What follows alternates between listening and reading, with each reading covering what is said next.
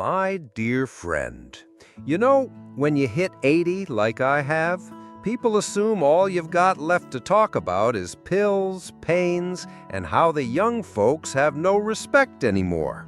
But let me tell you something that'll make your eyes widen. Wine, yes, wine, can be more powerful than half the medicines in my cabinet. And not just for health, but for that twinkle in the eye, that spark in the heart, and yes, even the warmth between the sheets. Now, don't roll your eyes. I see that little smile of yours. You're 60, and you probably think intimacy is retired and gone to Florida.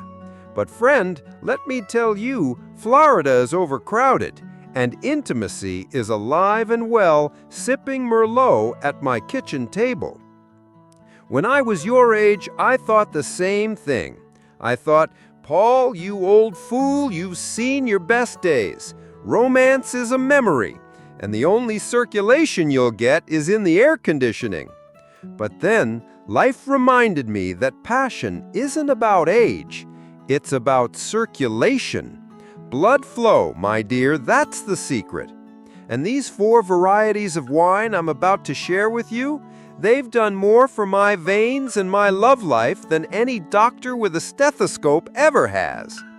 But hold on, before I spill the corks out of the bottle, let me set the scene properly. You know me, I can't just give you a list and call it a day.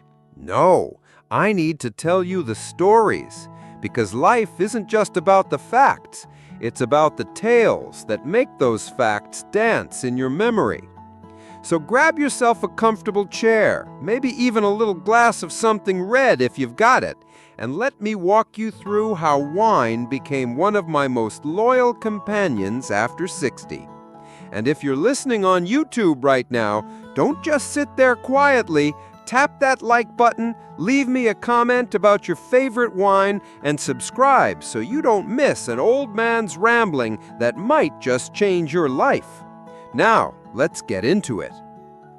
I remember the first time I truly understood the power of wine. It wasn't in some fancy vineyard or at a 5-star dinner. No, it was in my friend Charlie's backyard, under twinkling string lights, sipping a glass of red that he swore kept his heart ticking better than any pacemaker.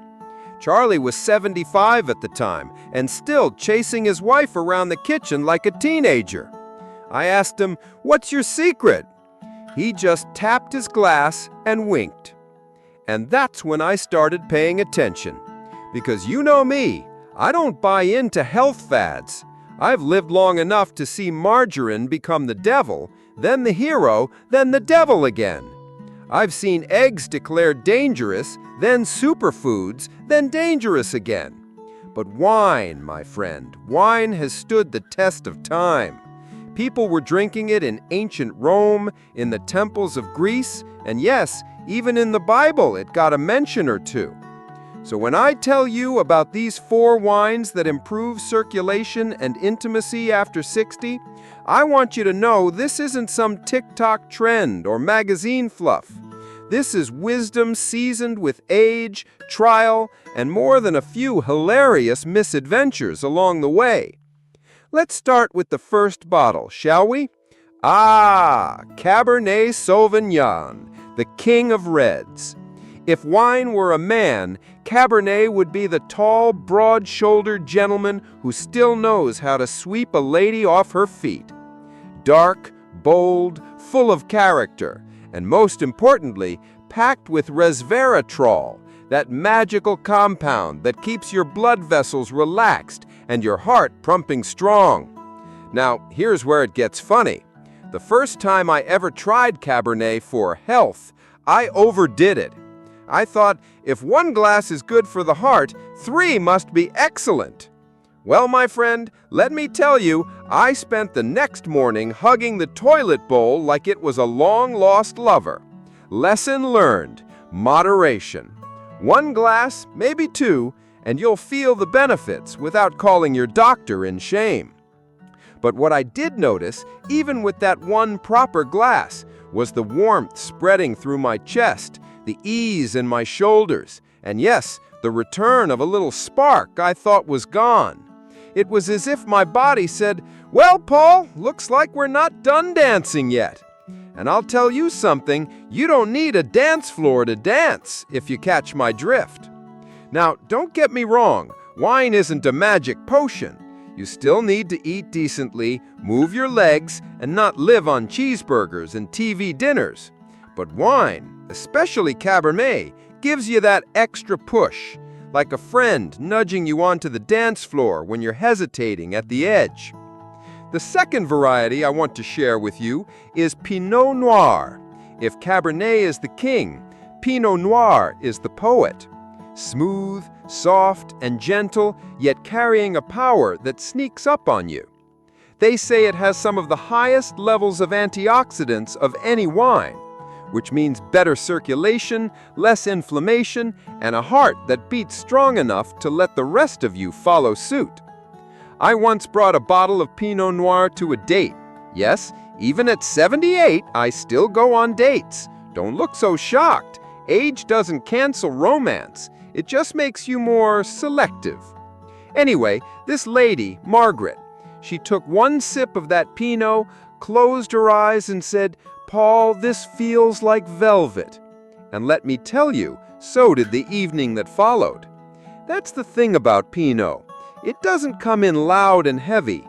It whispers, it charms, it invites intimacy without demanding it.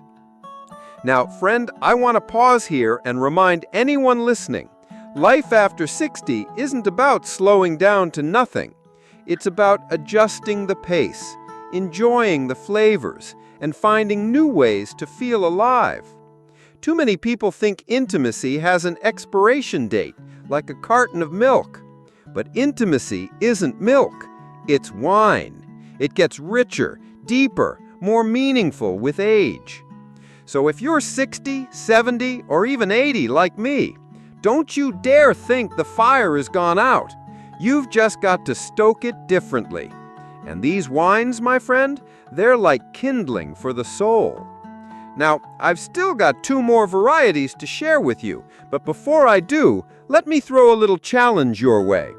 If you're nodding along, if you're chuckling at my misadventures, or if you're secretly Googling Pinot Noir near me, then do me a favor. Like this video, drop me a comment about your favorite memory with wine, and subscribe, because this old man has plenty more stories, and I don't want you to miss a single one. All right, let's move on to the third gem, Merlot. Ah, Merlot. Gentle, fruity, forgiving. If Cabernet is the strong, silent type, and Pinot is the poet, Merlot is the friend who always makes you laugh no matter how heavy life feels. And for circulation, it's like opening a window in a stuffy room. It relaxes the blood vessels, lowers the pressure, and suddenly you feel lighter, freer, like you could take on the world. Or at least take your sweetheart's hand and lead her to the couch for a little cuddle. I'll never forget one autumn evening when I poured myself a glass of Merlot after raking the leaves in my yard. My knees were aching, my back was groaning, and I thought, "Paul, you've done enough for one lifetime. Sit down." That glass of Merlot hit my tongue, and suddenly I wasn't an old man with sore knees. I was a young fool ready to serenade the moon. And serenade I did. My neighbor still teases me about that night. But hey, laughter is part of intimacy too, isn't it? Now, friend, I want to pause here and remind anyone listening, life after 60 isn't about slowing down to nothing. It's about adjusting the pace, enjoying the flavors, and finding new ways to feel alive. Too many people think intimacy has an expiration date, like a carton of milk. But intimacy isn't milk, it's wine. It gets richer, deeper, more meaningful with age. So if you're 60, 70, or even 80 like me, don't you dare think the fire has gone out. You've just got to stoke it differently. And these wines, my friend, they're like kindling for the soul. Now, I've still got 2 more varieties to share with you, but before I do, let me throw a little challenge your way. if you're nodding along, if you're chuckling at my misadventures, or if you're secretly Googling Pinot Noir near me, then do me a favor. Like this video, drop me a comment about your favorite memory with wine, and subscribe, because this old man has plenty more stories, and I don't want you to miss a single one. All right, let's move on to the third gem, Merlot. Ah, Merlot, gentle, fruity, forgiving. If Cabernet is the strong, silent type, and Pinot is the poet, Merlot is the friend who always makes you laugh no matter how heavy life feels. And for circulation, it's like opening a window in a stuffy room. It relaxes the blood vessels, lowers the pressure, and suddenly you feel lighter, freer, like you could take on the world. Well, friend, here we are again. You came back, and that warms this old ticker of mine better than a glass of red on a chilly night.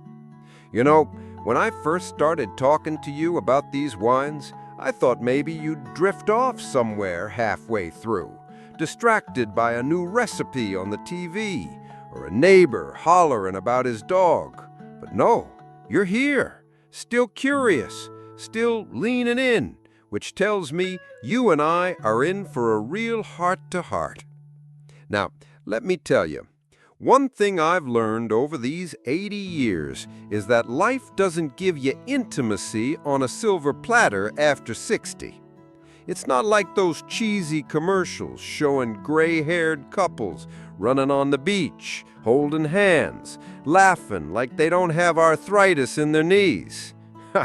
Whoever made those ads clearly never lived a day past 60. No, intimacy after 60 takes work, tenderness, a bit of humor, and believe me, sometimes a little help from the right kind of wine. Where were we? Ah, yes, circulation and intimacy. I already gave you a taste of the varieties that work wonders, but let me pour you another glass of wisdom, one that'll make your heart beat stronger, and maybe, just maybe, keep that twinkle in your eyes burning a little brighter when the sun goes down. You see, wine isn't just a drink, it's a story. It's history bottled up, waiting for you to take a sip and unlock centuries of passion, culture, and the occasional scandal. And for us seniors, wine has this almost magical ability to nudge the body back into rhythm, get that blood flowing, loosen the mood, remind us that we are not done living, not by a long shot. But before I tell you about the fourth variety, let me lean in close and whisper something in your ear, my dear friend. Don't you dare let anyone convince you that aging means giving up romance or pleasure. I know too many folks who packed up their passions along with their retirement papers. They stopped dressing up, stopped flirting, stopped trying. You know what happens then? They start fading. Not because of age, but because they let themselves fade. I refuse to fade, and I don't want you to either. So, let's talk about this last bottle on our table, the fourth wine in my sacred collection of intimacy potions. You ready? Take a slow breath. This one is a little exotic. It's called Amarone della Valpolicella. Oh, what a mouthful, right? Sounds like the kind of wine that makes you want to roll your tongue just saying it. Amarone. Rich, deep, velvety. A wine that doesn't rush. No, it takes its time, just like us at this stage of life. That's the secret to why it's so powerful. You see, Amarone is made by drying the grapes before fermentation, concentrating all the flavors, making it strong, bold, and lasting, just like love after 60 should be. And let me tell you something funny. The first time I drank Amarone, I thought it was some kind of mistake. Too strong, too heavy, almost bitter.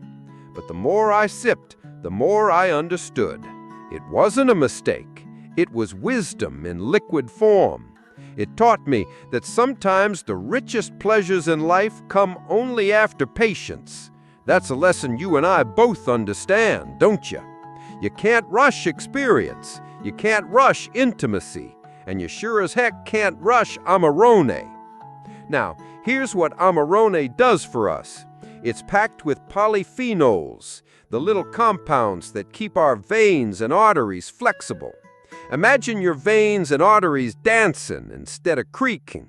That means better circulation, more oxygen flowing, and yes, more warmth in those places that matter when the night gets quiet. Amarone also has this calming effect. It lowers stress, smooths out the edges of a long day, and lets you lean into intimacy without that cloud of worry hanging over you. You know, my friend, sometimes intimacy isn't about passion alone. Sometimes it's about the simple comfort of being fully present with someone, feeling safe enough to let down all your walls. That's what Amarone teaches. It says, slow down, don't rush. The sweetness is in the waiting. Now, before you roll your eyes and say, Paul, are you just using wine as an excuse to talk about romance all night? Let me confess something. Yes, I am, because too many of our generation stop talking about it. And if I don't bring it up, who will? You know what happens when you talk about intimacy at 80? People giggle like school kids, blush like teenagers, and then whisper about it when they think nobody's listening. But you and I, we're not afraid of the truth. Life after 60 still burns, and if a glass of Amarone helps fan the flame, then pour me another. Now, let's stir the pot a little, shall we? You ever notice how some seniors look at wine like it's a sin? They sit at gatherings with their glass of water, pursing their lips, saying, I don't touch the stuff. Meanwhile, you know darn well they're sneaking chocolate cake when nobody's looking. Let me tell you, moderation is key. A glass of Amarone with dinner, maybe another on the weekend, won't send you to the pearly gates faster. If anything, it might keep you around longer, enjoying the ride. Here's a little secret. Amarone pairs wonderfully with dark chocolate. Oh, my friend, you've never lived until you've let a piece of dark chocolate melt on your tongue and then chased it with a sip of Amarone. The combination hits your senses like a symphony. Bitter, sweet, smooth, warm. You can almost feel the circulation working harder just from the delight of it all. And if you're lucky enough to share it with someone you love, that moment can turn an ordinary evening into a memory you'll carry forever. Now, I know what you're thinking. Paul, you've given me 4 wines, but what do I actually do with this wisdom? Well, here's my advice. Don't just drink these wines. Live with them. Let them be part of your rituals. A glass of Pinot Noir at dinner with friends. A Malbec when you need to feel strong and bold. A Shiraz on those nights when laughter's the best medicine. And an Amarone when you want to slow down, breathe deep, and let intimacy find its way back into your life. These aren't just drinks. They're little guides teaching you how to live fully, even when the world thinks your best days are behind you. But hear me now. Your best days aren't behind you, not if you choose to keep them alive. Intimacy after 60 isn't about looking like you're 30. It's about loving yourself as you are, sharing what you got, and not being ashamed of the spark that still glows in your heart. Don't let anyone tell you otherwise. Speaking of sharing, let me pause here to say something important. If you've enjoyed sitting with me tonight, sipping these words like a fine wine, do me a favor. Tap that little button down below. You know the one. The like, the comment, the subscribe. It's the way we keep this circle of wisdom alive. You never know who else out there needs to hear that love, laughter, and intimacy don't have an expiration date. So let's spread it together. Now, let me leave you with this final picture. Imagine yourself on a quiet evening, the air cool but soft, the table set with a simple meal, a bottle of Amarone breathing beside you. You pour a glass, take a sip, and feel the warmth spread through your body, not just physically, but emotionally. And sitting across from you is someone who sees you, really sees you, not as 60 or 70 or 80, but as the person who still has fire in their heart and tenderness in their touch. That, my dear friend, is intimacy. That is life. And that is why we drink to celebrate, not to forget. So let's raise our glasses together, you and I, across this invisible distance, to circulation, to intimacy, to laughter, and to the stubborn refusal to fade quietly into the background. Cheers, my friend. We've still got plenty of living left to do.